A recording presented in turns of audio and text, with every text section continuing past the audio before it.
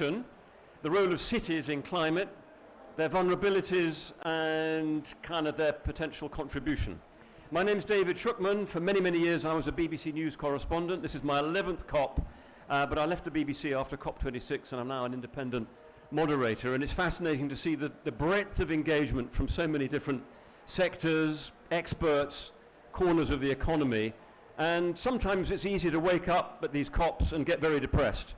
And like this morning I read that overnight there were teams of negotiators working through the night, even at this relatively early stage in proceedings, and one hopes that they find a fair wind to get their work done. But then if you want to feel more optimistic, you'll look at the amazing movements that are happening in climate around the COPs and outside them, and cities I think would be one of the most inspirational among those. We've got an amazing panel for you. I'm delighted. I'm going to introduce Alex Sharma, COP26 President, in just a moment, but let me just explain who we've got on the panel, who we're going to hear from right now. Patty O'Hare from Reckitt, convener of this event. We've got Kurt Schickman at the end there, almost my namesake. We think we might conceivably be related, from the Rockefeller Resilience Center. We're waiting for Dr. Maria Nera from WHO. She'll join us as soon as she gets here. We've got James Close, Head of Climate. Everyone's got climate in their job title, by the way. James Close from NatWest, and Juliet Meehan from Arup, an expert in, guess what, climate. So we've got a real room full of expertise here. Let me just crack on, because I know he's under great pressure. Introduce Alex Sharma. Let's give him a warm round of applause for all the work he's done. Alec, over to you. Great, thank you.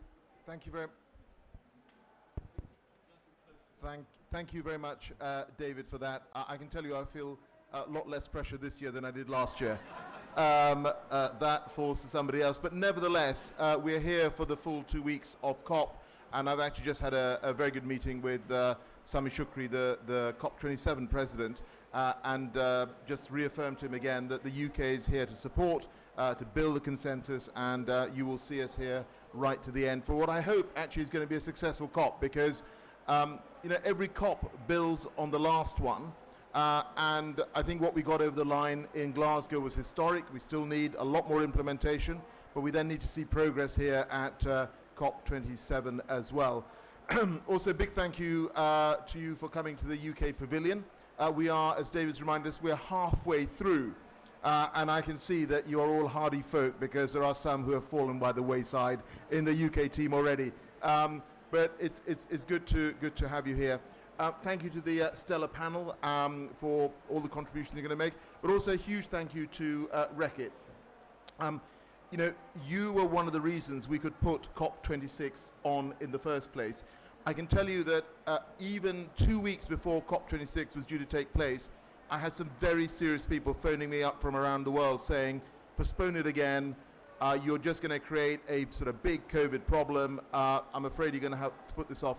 We went on, we did it, we had brilliant support from our hygiene partner, and you ensured the safety of that COP. So thank you for that, and thank you for remaining a partner during 2022 as well. I was with David and other colleagues in Hull in March, right? And we had a launch of Oh Yes Net Zero, which was Hull City sort of launching their own sort of net zero program, and obviously Reckitt is hugely involved in all of that work. And as David said, I mean, cities, just to be clear, account for 70% of global emissions, and the C40 mayors have been doing great work, bringing people together, nearly 100 countries, representing over 500 million people around the world, and a fifth of the global economy as well. So what happens in cities counts, and having healthier cities and healthier lives is what we all want on the path to net zero. Thank you again to Reckitt for everything you're doing internationally, but particularly I think in Hull, in our sort of former industrial heartlands. You see all the work that is going on in terms of green energy around there, and that's what we want in the future. And look, the final thing I want to say to you all is that if anyone is skeptical about the case for net zero, just point out to them that one, we are cleaning up the environment, but two, we're going to be creating millions and millions and millions of new green jobs across the world and adding to economic prosperity. And we certainly need that right now. So with that, thank you for your support. Thank you, Reckitt. Thank you to the Stellar panel. It's a pleasure, and I hope that you will have a really good discussion. Thank you.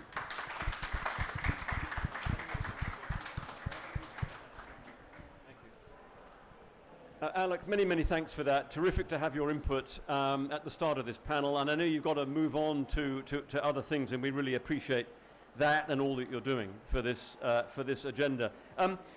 Let me turn first to Patty from Reckitt, who's just going to talk us very briefly through why cities matter and why cities are so vulnerable. So Patty, over to you. And I think we've got some slides to show as well. Yep.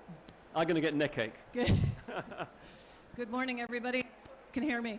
I hope I don't have to compete with singing across the way. So if you can't hear me, please do let me know. We can go to the first slide, please. I thought it's just really good to start with some stats. Most of these will probably be familiar to all of you. I think today, more than 50% of us all live in cities. But that number is going to dramatically change by 2050, where you'll see 70% of us living in cities. Now that in and of itself is a bit mind-blowing, if you will. But I think the more important thing I wanted to share with you is the fact that 60% of those cities in 2050 are not yet in existence, right? And I think that creates an incredible opportunity for us to make sure that we're designing cities for the future and for a climate-healthy future. Rapidly increasing urbanization has been clearly determined as one of the determinants of health, economic success, and climate success. So many people will benefit from living in cities, but more importantly, we need to make sure that cities are designed in a way that are people-centric. If I give you an example, 60% of Barcelona, a city probably many of us have already gone to, is dedicated to, public space is dedicated to roads. That is not going to be the future of cities like Barcelona. So what we have to do is really look at how we're designing cities, people-centric cities that are good for the climate, good for health, and good for economic development. The next thing is that as we think about cities, we also need to think about health. We're seeing 2/3 of cities are already saying to us that they're seeing increased health consequences as a result of being in cities. So this is everything from heat illness to respiratory, but the one that might surprise you is vector-borne diseases. We're seeing the spread of mosquitoes that once were delegated to certain parts of the world, now increasingly being present in our cities. So as we think about future design of cities, we need to think about how are we designing cities so to take into account the ever-presence of vector-borne diseases. And then finally, weather. Weather is increasingly on all of our minds, and we're seeing the health impacts of extreme weather in all of our cities as well. The good news is that cities are taking action alongside science-based targets to make sure that we're building resilient cities and cities that are making sure that we have equitable futures. And the last thing I wanted to share with you on the stat front before I turn over the mic back to David is as you look at our cities in 2050, you see that there is a trebling of the number of cities that will be in extreme heat. Just look at that map. It's quite staggering. Cities need to adapt and to do so quickly in order to make sure that we're facing extreme heat, and we're set to make sure that this is going to triple between the number of cities today, which is around 350, to nearly 1,000 cities who will be suffering. The good news is that cities are uniquely designed. They usually have an infrastructure and a policy framework that can look holistically both at health, economic development, as well as climate. So I'm ever optimistic that cities can play an increasingly important role in the solution to how we can all live healthier and more equitable lives. Patty, thank you very much indeed. And I'm actually in the context of the sort of health impact of climate change. That map with all those little dots looks like some horrible disease, doesn't it? Spreading over the surface of the planet. Kurt, you're a specialist in heat, and particularly in the urban environment. Talk us through what it means for life when we see those nearly 1,000 cities are going to be experiencing extreme heat by 2050. What does it mean? Well, thank you for that question. I mean, so first of all, it's a kind of issue where I can approach any audience and talk deeply about how heat will affect that particular aspect of the work, because heat really is an insidious challenge that touches every aspect of urban life, of people's existence, their work, how they learn, their health, their well-being, and the systems that they rely on. So if we're talking about heat in a city, we're talking about the agricultural system that's outside the city, that's feeding that city, that's driving migration into those cities. That's the first piece. We talk about infrastructure. So we have an increasingly large proportion of the world that can afford and run air conditioning. Well, that means we have to have the electrical generation to do that. And that change in demand for air conditioning is happening much faster than we can add generation. So that either means we're adding or bringing back power plants that are dirty to meet this demand, or we have a mismatch. So we've got a systems issue.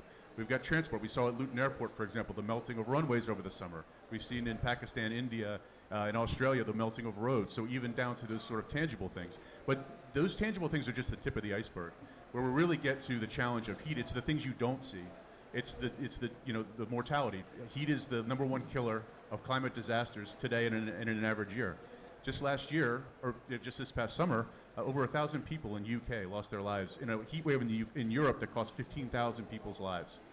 That's just, again, within the health piece, just the tip of the iceberg, because there's also all of the sort of negative health outcomes from pre-existing conditions that are exacerbated, mental health challenges that are exacerbated, folks that are dealing with addiction challenges. All of these different categories of people are made worse by rising temperatures, and not just the flashy big max temperature of the day, but nighttime temperatures not going down enough. And also the fact that when it's 35 degrees and the weather station is telling you it's 35 degrees, your neighbor may be experiencing it 45 degrees. A neighborhood that is heat exposed because of dark surfaces or a lack of trees may be experiencing it. Heat islands. Exactly. And so it's really critical that we start to think through this challenge through the lens of health, because that's really where we can start to unearth these hidden pieces. And Kurt, all of this has a profound impact on the ability of people to work and earn a living. Absolutely. So if we break it down into economic terms, we know that already, so in the US, we did a study last year that looked at the economic impact in terms of labor productivity, which in real terms means people's wages, what they bring home after a day's work. And today, just not worried about future climate scenarios, but today's heat costs the US $100 billion a year. And that's primarily borne by outdoor workers and folks that are living on the margins, trying to get by. So this is a huge issue. We've seen this also in cities and in new studies. And if we look at this kind of more broadly at a country level, the studies tell us that right now in the developed world, 1.5% of our GDP is lost because we haven't taken proper action on just the heat aspect of climate change. That's built into our economies, which means that we are accepting 1.5% loss through our inaction. And if we look at this at the developing world, it's a staggering 6.7% of GDP lost due to inaction. The good news is we have a lot we can do. We know what to do. Well, we're going to come on to that. We're going to pivot from the problem to solutions, I think, pretty well right now. And Patty, do you want to pick up on that? I mean, some of the examples of how cities can respond, good, bad, ugly, positive, and I think talk us through a few of the examples. Sure. How many of you here have heard of the city that's in development called Neom? Yeah? Okay. This is a futuristic city in Saudi Arabia that is 10,000 square miles. It is going to be a carbon neutral city. It is going to be for roughly 9 million inhabitants, and at the cost of, get ready, between 500 billion and 1 trillion US dollars to create. So this is clearly a visionary city, a city that many of us will look to for inspiration in terms of how we design cities. It's probably not one that's easily replicable for many other cities that are looking to, but I think that it should be applauded for the sheer ambition that they're undertaking and in order to create a city with zero carbon footprint. And so NEOM is an example really of what you could do from scratch, and you can compare that to older places. If you had a lot of money. If you got a lot of money. And of course there are older places with their own challenges. Sure. If I also look to a place like Amsterdam, Amsterdam has really put health as the center of how they're looking at reforming and changing their city, and really looking at how the health determinants can really help to improve lives, because there's a strong link between a healthy population and a climate healthy population as well. So Amsterdam is very much looking at how they retrofit through a health lens. Then finally, closer to the UK and closer to home here is the city of Hull. And the city of Hull is one that's, all of these cities have unique characteristics, so there is no silver bullet, there is no one size fits all for cities. And the particular challenges of a place like Hull is it's on an estuary called the Humber. And so clearly climate change and the impact of rising waters will have a significant impact on places like Hull. But Hull is also economically one of the slowest growing areas in the UK. So you've got the mix of high risk of being near an estuary, one of the slowest growth, I'll say nice things about Hull in a minute here, James, but also economically challenged. And here it's too easy for people to say climate change, that's in the too hard bucket. I can't afford to do it. I'm really worried about how do I put food on my table and how do I get through. 66% of people in the region are suffering from fuel poverty this winter. So really difficult challenges. Having said that, we have spearheaded a grassroots organization coming together of the City Council, as well as major companies in the regions. James's is one. I see other friends in the audience, where we've got 130 companies, 15,000 students, and 45,000 employees that have come together to bring Hull as a city, the real concept of place, to net zero. So it's not an easy journey. It's a journey with very difficult trade-offs, but one where we feel as a company we have a responsibility, both as the birthplace of Dettol, but also an area where we have a significant presence, and we believe that if we don't help some of the regions like Hull achieve net zero, we know the UK will not hit its net zero targets. Hull and the region are responsible for 37% of all greenhouse gas emissions in the UK. So very sobering and a big responsibility. Thank you. And looking at the projections for sea level rise, which can be really scary for many, many coastal communities and cities around the world, just in terms of the Humber estuary, I mean, there is a major problem, and I think it's contributed to raising awareness among the people of Hull about the reality of climate change, and therefore the need to take action on it. Now, James, I gather you were brought up in the city of Hull. Talk us through what participating in the net zero campaign there means for you personally and for NatWest, and why you're taking part. Yeah, no, thank you, David, and good morning, everybody. Great to be here with you. Yeah, I was brought up in Hull, and I experienced the shift in the Hull economy when the trawler industry started to disappear. And of course, that created a real dislocation for many people who were involved in what was a very challenging industry. But what I've been really impressed about is the way it's pivoted towards the opportunities that sit around offshore wind, and now it is a world-leading offshore wind centre. And in fact, the small town I was brought up in was famous for having the UK's largest gas storage centre, and now it's famous for having the world's largest offshore wind farm. So it does show what an industrial revolution really is. And I think for us at NatWest, this is important because these are our customers, whether they're small businesses that are operating and building and growing in Hull, or whether they're the larger companies, or indeed the citizens of Hull. So we've committed to halving our emissions by 2030, and we see supporting our customers in their sustainability transitions to be really important. which is why we've launched Carbon Planner, which is a carbon measurement tool that small and medium-sized enterprises can use to get a foundation for where they stand today.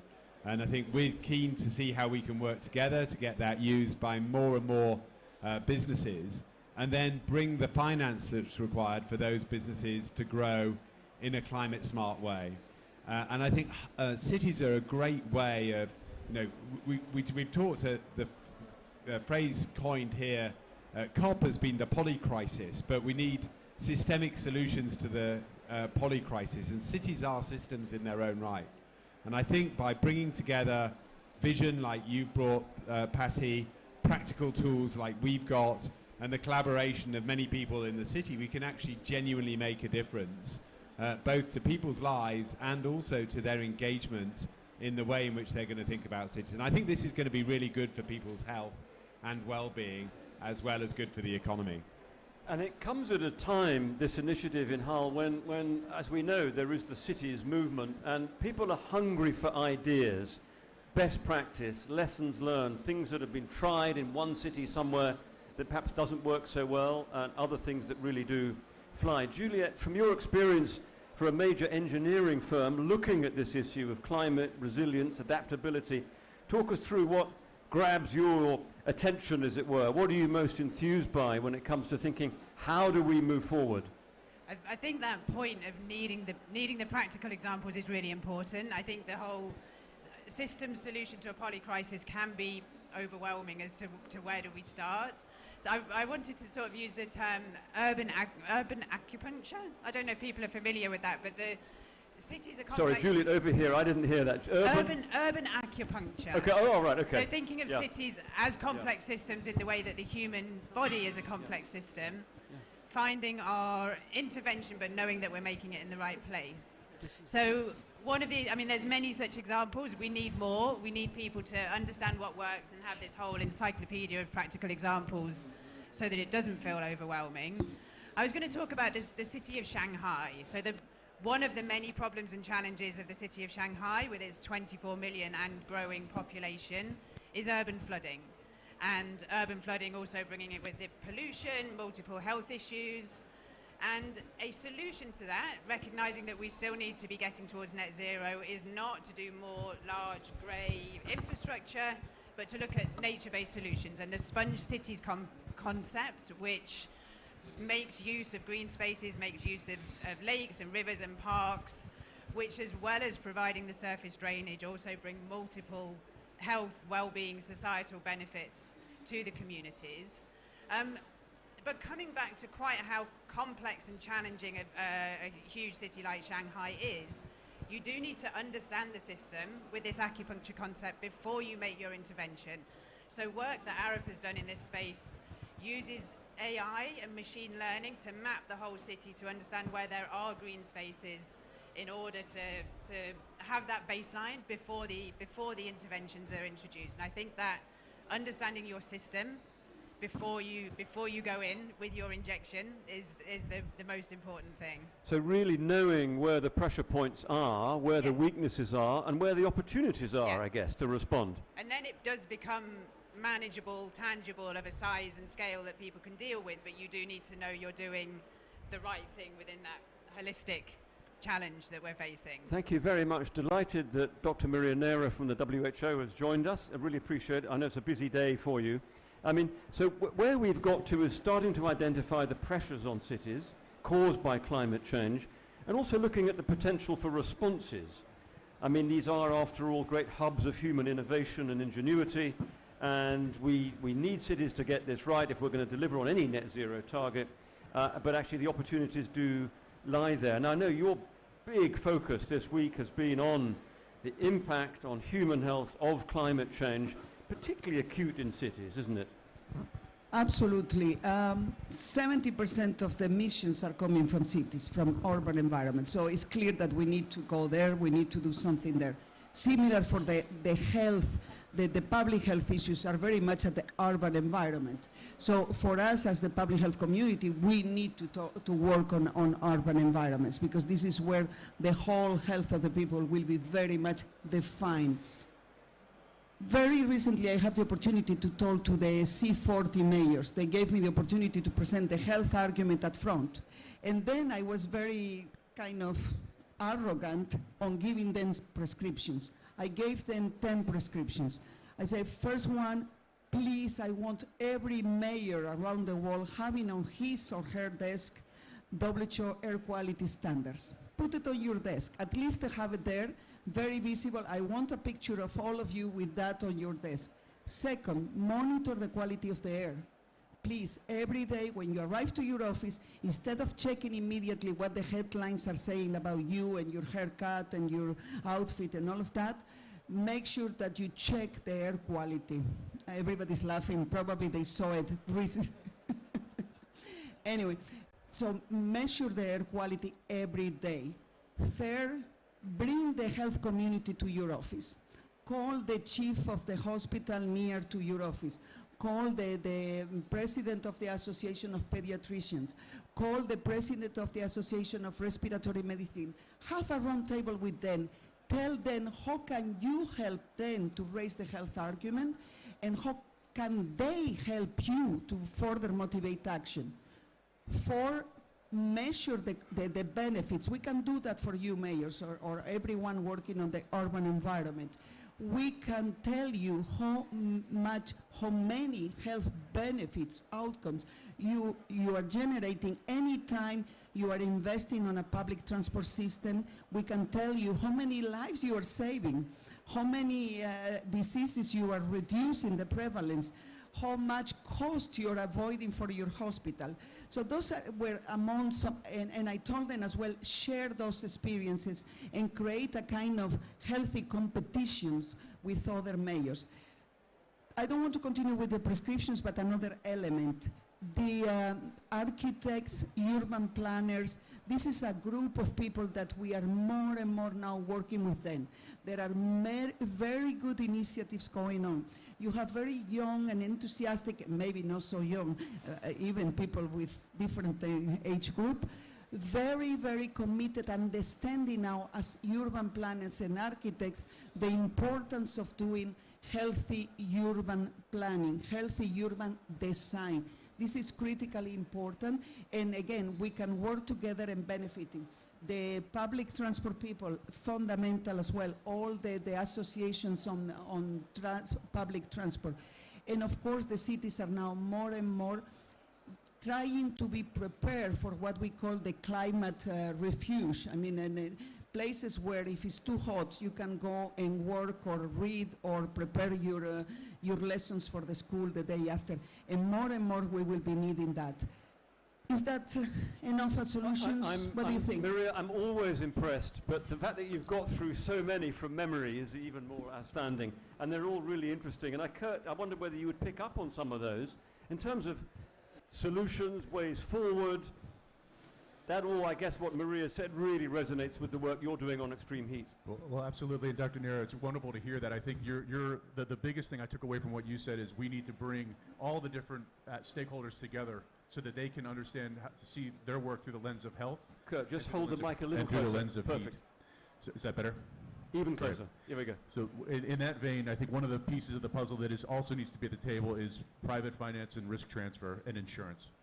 These are key actors in a global financial system that is country-focused, not so much city-focused, but where cities are really the key for countries meeting their climate goals. We need to start seeing that transition. But in the meantime, we need innovative actors in those spaces to actually work with the health community, work with architects and others to start to make those investments that are health-focused, that do help us meet those goals. Yesterday, we launched something called the Cool Capital Stack to do that. So we have organizing a group of different types of financiers, investors, and risk transfer to actually start to fund heat resilience projects, not just opportunistically like we do now, but at scale. And I think those are the types of things we really need to start moving towards because, frankly, a lot of the technical solutions are well known. We know that cool roofs cool buildings. We know that lighter color pavements will cool streets. We know nature-based solutions make a difference. It's really a matter of making sure that those investments are valued properly, and that includes the value that to improve health. So thank you very much for your comments on that. And Julia, just picking up on that from an engineering point of view, yeah, clearly the technical solutions are well known, but we all know we operate in a political reality and a cost reality.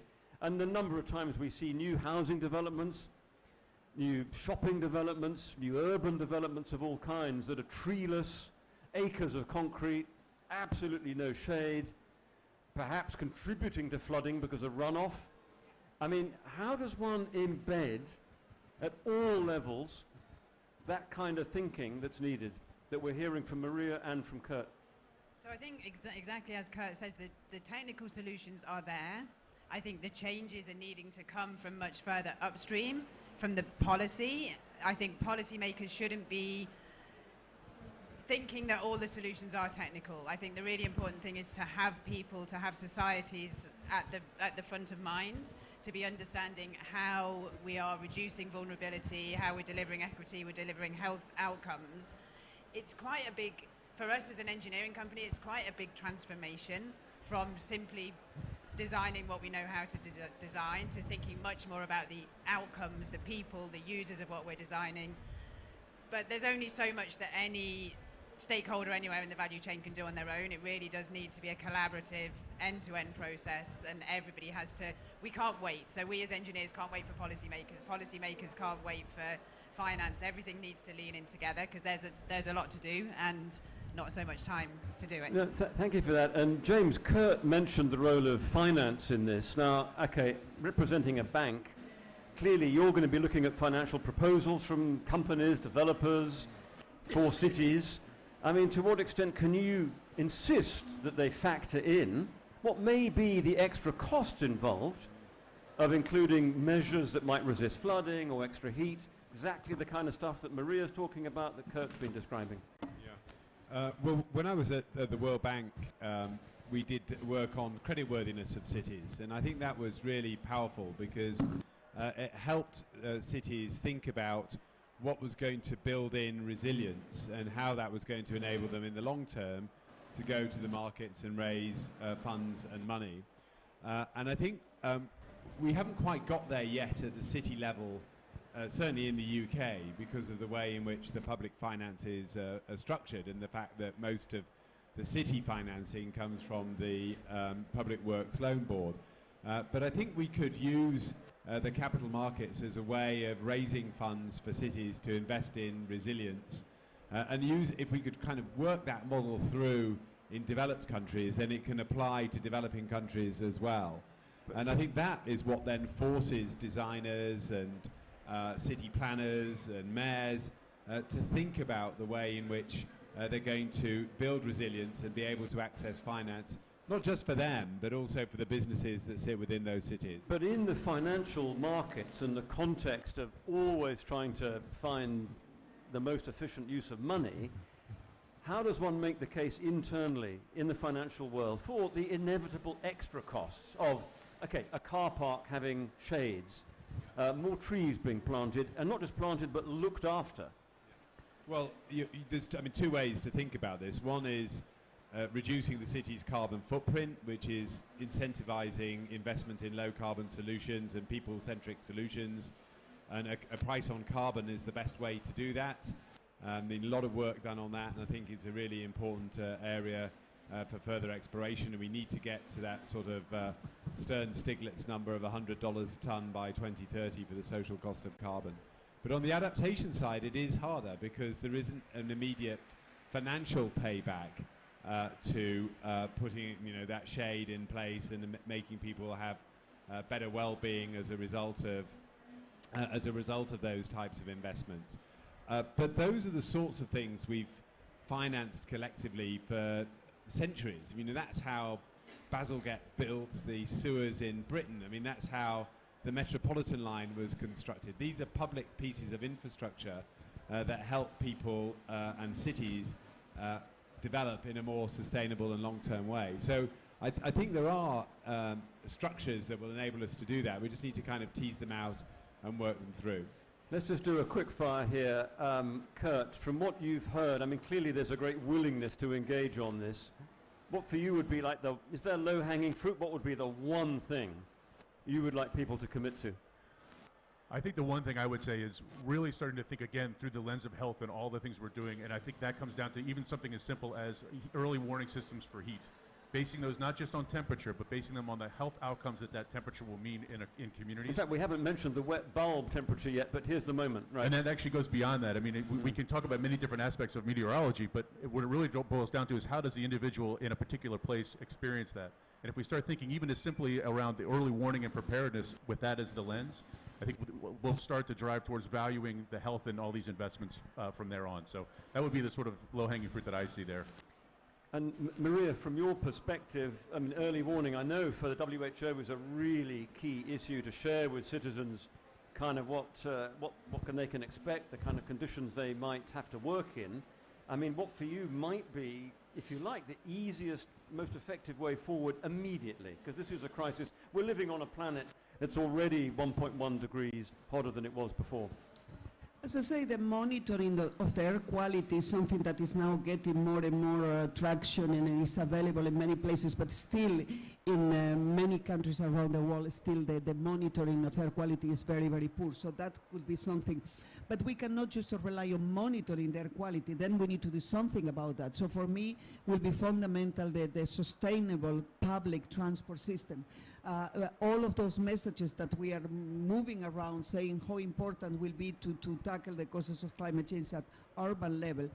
If you don't have an available, affordable, cheap and convenient transport commuting system that is responding to the needs of the citizens, you will not be able to convince people to have incentives not to use their private car, for instance. So I will invest on the sustainable transport system that will generate a positive movement. You will see immediately the benefits of the reduction of the public, the pollution. You can walk, you can reduce the injuries, you can have a better mental health because you interact with other people. So I think it will be a very good investment together with those climate better prepared places that are raising a lot of attention and awareness on the problem of climate change at the urban level. Maria, thanks for that. Look, we're right on the line with timing, but I'd love to just take one question. Is anyone going to throw a hand in the air for asking a question? There we go. Can we get a microphone to you as quickly as possible? That would be marvelous. And then do keep it brief. Do just say who you are and where you're from, but keep it really brief, please. Yeah, sure, certainly. So my name's Howard Evans. I'm from Bankers for Net Zero. I've got a bit of a vested interest in the Hull topic that was spoken about earlier because I also, James, was born and bred in Hull. A figure was mentioned earlier. I think, Hattie, you mentioned 37% of the UK emissions are from Hull and the surrounding area. That seems remarkably high. I wanted to know what goes into those figures and why it's as high as it is. Thank you. There we go. Can we get a mic to Patty? I mean, it's a heavy industrial area, briefly. I'll just say that while Patty's getting organised. Can you hear me?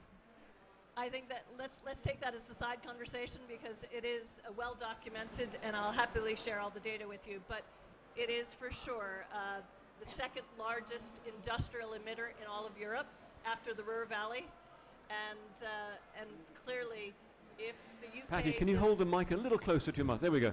And if the UK doesn't solve the issue in Hull and the Humberside, then it's not going to hit its own net zero targets.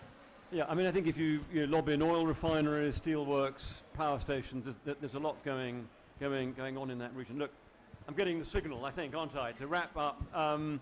We, at one point, were wondering whether Alec Sharma might stay for the whole session. I'm just going to channel my inner Alec, actually, just for a couple of quick closing remarks.